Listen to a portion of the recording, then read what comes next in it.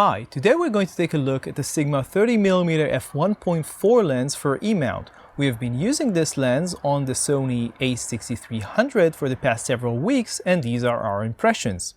We recently tested the Sigma 19mm f2.8 E-mount lens, and today we're going to look at its longer and faster sister, the Sigma 30mm f1.4 for E-mount. Although this lens is not as small as the 19mm, it is still pretty compact and offers a much faster aperture and a focal length which can be used for portraits. Remember, on an APS-C sensor we are looking at about 45mm equivalent focal length. So after our raving review of the Sigma 19mm f2.8 lens, the question here is the same. Can this lens perform to the same high standard? Especially given its somewhat more challenging basic design. So let's take a look. The build quality of the Sigma 30mm is pretty good. Note that unlike the Sigma 19mm, this is not an art lens but belongs to the contemporary series. To be honest, the only difference we see externally is the general design of the focus ring. Also, unlike the 19mm lens, this lens does not make any sound when you shake it. The lens itself is pretty compact with a length of under 9 cm or 3.5 inches and a laughable weight of 285 grams or about 10 ounces. Just like the Sigma 19mm, the 30mm f1.4 has a single ring for focusing. However, unlike the 19mm, the ring here has a more conventional rubber grooves, unlike the smooth metallic feel of the 19mm lens. Both lenses use a fly-by-wire style mechanism, which means that they have no hard lock when you turn them and you can basically turn them endlessly. We would actually prefer a more traditional mechanism, but we guess that this is simpler and less expensive to make and it seems to work fine. The lens comes with a small short plastic hood, but it seems to do the job, or at the very least give some extra protection to the rather small front element. By the way, the lens has a 52mm filter thread, although the front element itself is even smaller.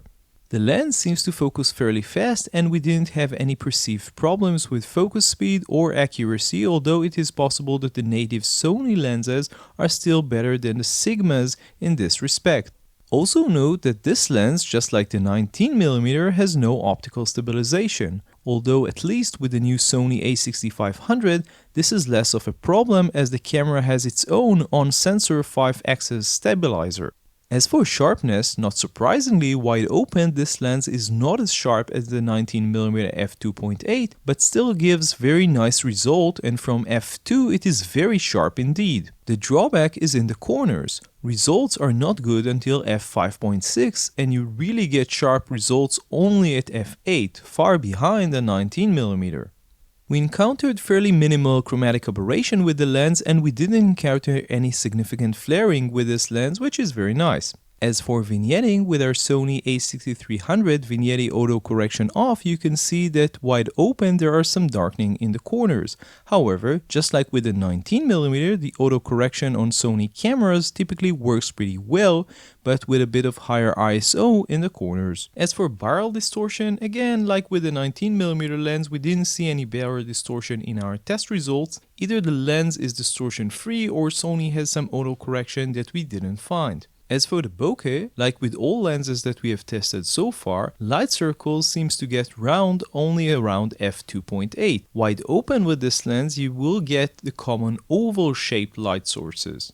You can see on the screen right now how the background blurring looks at f1.4. So let's try and sum this quick look at the Sigma 30mm f1.4 lens for E-mount cameras. Just like the 19mm f2.8, the Sigma 30mm f1.4 is well built, compact and rather affordable at $340, although this is still almost 1.5 times the price of the 19mm lens, which is truly affordable. We want to mention at this point that we shot quite a lot of video with this lens in Photokina and you can see some of the results on the screen right now. Mind you, this is mostly 1080p and not 4K with the a6300. As for the performance of the lens, it seems to be very sharp in the center, especially if you stop it down a bit, but the corners are far less impressive than what we got with the 19mm and you need to stop the lens down all the way to f8 to get truly sharp corners. Unlike the 19mm f2.8 lens, which is really a steal at sub $200 price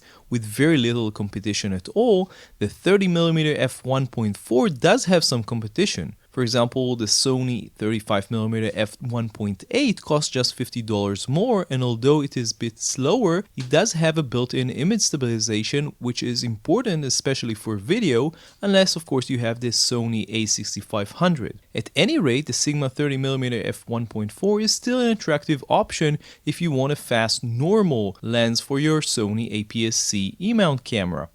So this was our look at the Sony 30mm f1.4 for E-mount. You can read the full review on lensvid.com. Don't forget to subscribe to our YouTube channel. See you next time.